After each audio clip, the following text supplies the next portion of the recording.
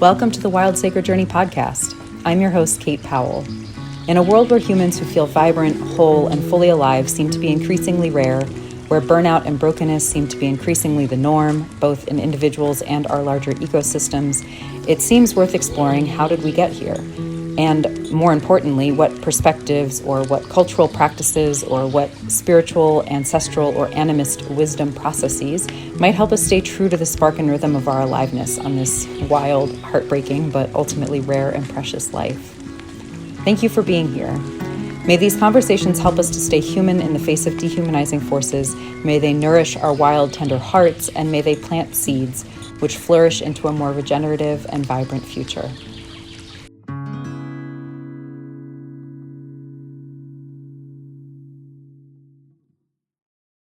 Hey, Kate here with Wild Sacred Journey, coming to you with a bonus Samhain episode. So it's called Samhain in the more Celtic tradition. It's the sort of origin, what they believe origin Halloween to be, believed to have started in probably Ireland and Scotland, although plenty of other cultures around the world have these ancestral, these sort of times of year when they recognize and honor the ancestors, and these moments where you might hear some people call it like the veil is thin, right? So there's sort of some transition period that we're going through where there's a little more possibility for deviation from quote unquote life as we know it, right? There's a moment to pause, there's a moment to take stock. So in the Northern Hemisphere, this often happens. It's sort of late October, early November. In the Southern Hemisphere, it would kind of be the opposite. Southern Hemisphere is going more into Imbolc at this point, which is, and again, that's a Celtic tradition, but it's the idea of like coming, the gestation, the seed in the belly starting to quicken a little bit, so coming out into the light. But this is the moment where in the Northern Hemisphere, we really start to see, in the agricultural world, we see, a wrapping of the growing season. We see the longer nights, the darkening days. The weather can become a little more capricious, we could say. In the Celtic tradition, this time of year is associated with the Cailleach, the old woman, the old hag. It's believed she lays her mantle out to dry on the tops of the mountains, which is why they're always white. And so, there's kind of this, it's the time where if you're looking at the seasons and the cycles of the year, it's the time where we're really entering into an elderhood, a death point, and we look at birth and death as these sort of, birth and death are portals that are thin places, where something that has been material transitions to something that is subtle, something that is not material, or that's for the death portal, the birth portal, something that is subtle comes into form and is birthed into the world, right? So those would be the types of moments that our ancestors would have probably called, and even some people today would call thin places. Places where we're kind of humbled, right? Because they really bring us up against the fact that there is so much more to this world than we can conceive of with our relatively limited human senses and way of experiencing the world. And so that's kind of what this time is. And in those moments, in those thin places, it's important to kind of honor that, one day that will be us, right? Both in the birth and the death, right? One day we'll die. One day we might be reborn again, right? That there are these cycles. And that, again, there's this greater force at play in the world. And so when we come up against that, it really challenges a lot of these sort of, I've talked about this in other episodes, this sort of empire colonist idea of human supremacy, right? This idea that we're somehow the pinnacle of evolution, living on this earth and benefiting from it, right? Instead of like us being a part of an ecosystem, a vibrant, emergent ecosystem of aliveness expressing itself through us in the same way it expresses itself through, if you're watching these trees that I'm sitting around, or these stones, or, all these other plants closer to the ground, right? So through the wind, you might be able to hear, through birds and all kinds of other animals. So when we come to these thin places, we're reminded that in the end, all of our doings, all of our machinations, all of our will is pretty finite, pretty limited in scope. And there's a humility, I think, to that. Personally, I find some comfort in that. And I think that that's an important piece for burnout. One of the ways that we end up actually in burnout, I think, is because we've forgotten about the spiritual piece of things. We don't believe that there's any other force in the universe other than our will and our doingness. And if we believe that our mind, our will, our doingness are like the only things keeping it going,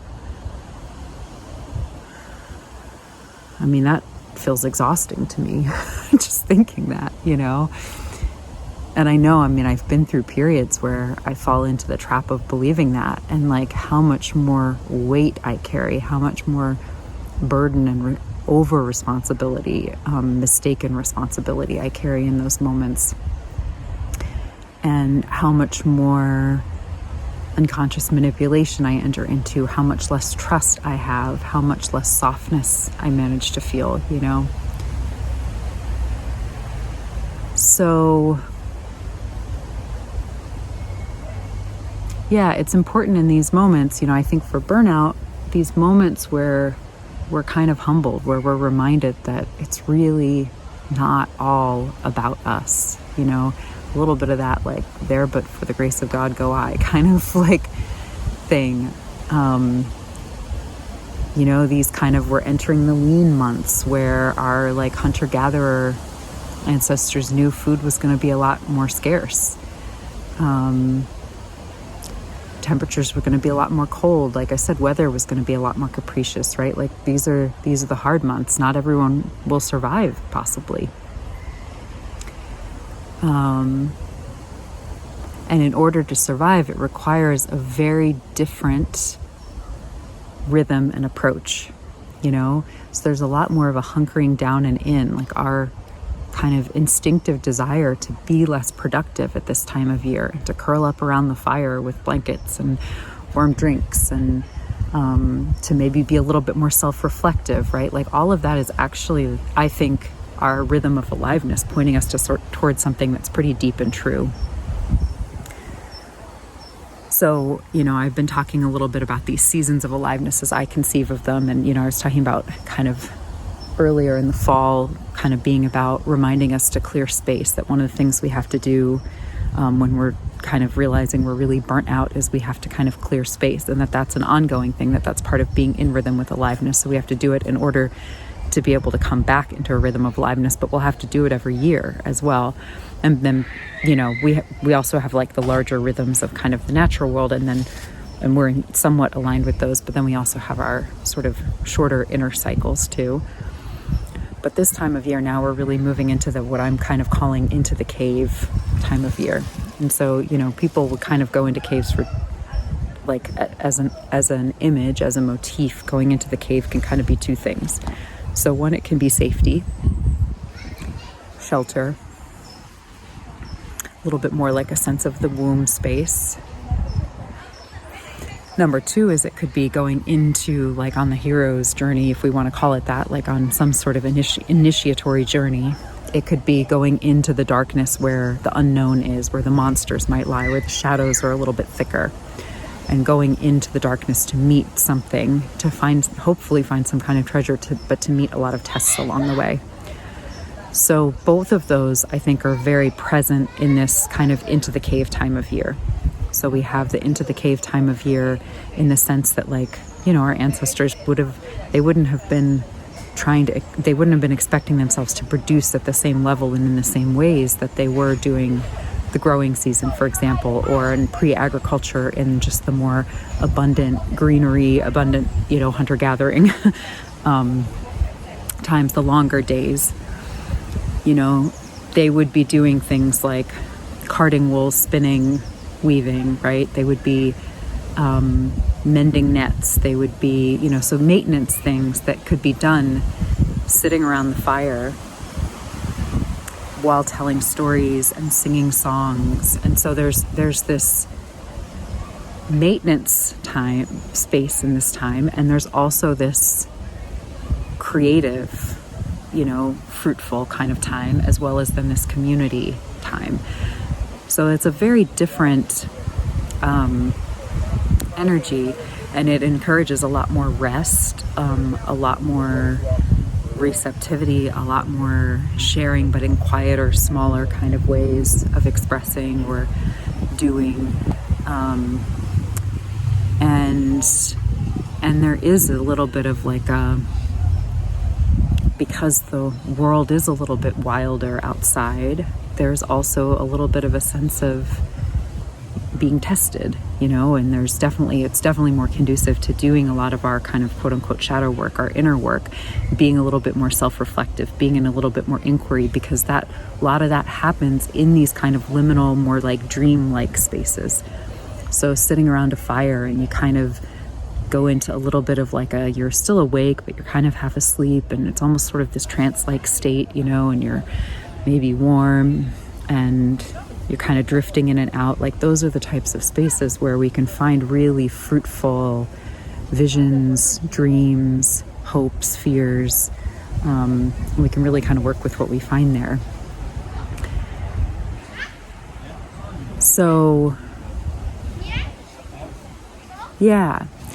So, all of this is really important as we enter into this time of year to kind of think about how are we honoring the ones who came before, right? Our place in things, our place in, in this life cycle of humans, but then also our place in this wider world. And, I think in terms of if we're kind of struggling with feeling burnt out, that starting to kind of, how can we find small ways throughout our days to sort of not expect ourselves to be quite as productive in the same way that we were before? How can we carve out more space for rest? How can we carve out more space for creativity and expression and self-inquiry, right? Where can we find that sense of going into the cave? And what spiritual practices maybe can we start to explore here? What ways of connecting with a sense of something bigger than us, and honoring our own humble vulnerability,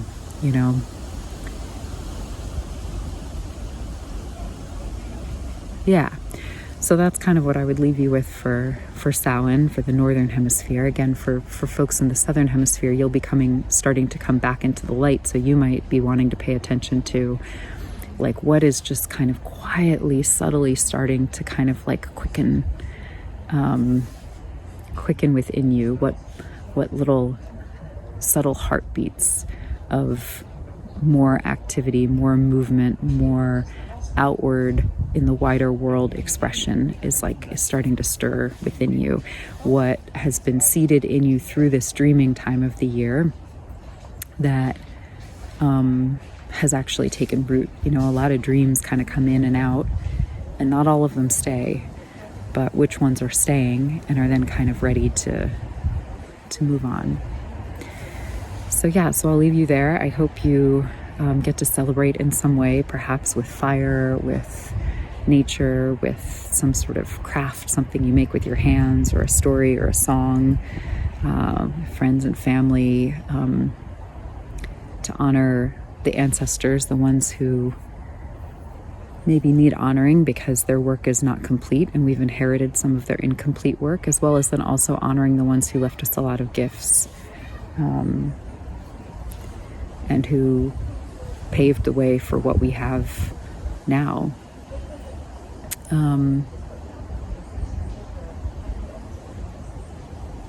And trusting in a universe that is kind of like the Kaliach, both benevolent and capricious, right? Yeah, that life, death, life hag, that life, death, life goddess who gives us so much and also can take it all away in a moment. So this might also be a time for grief practices then, and grief rituals, and honoring that. So yeah, if you do any celebrations, I'd love to hear. You're welcome to share. And yeah, until next time, be well.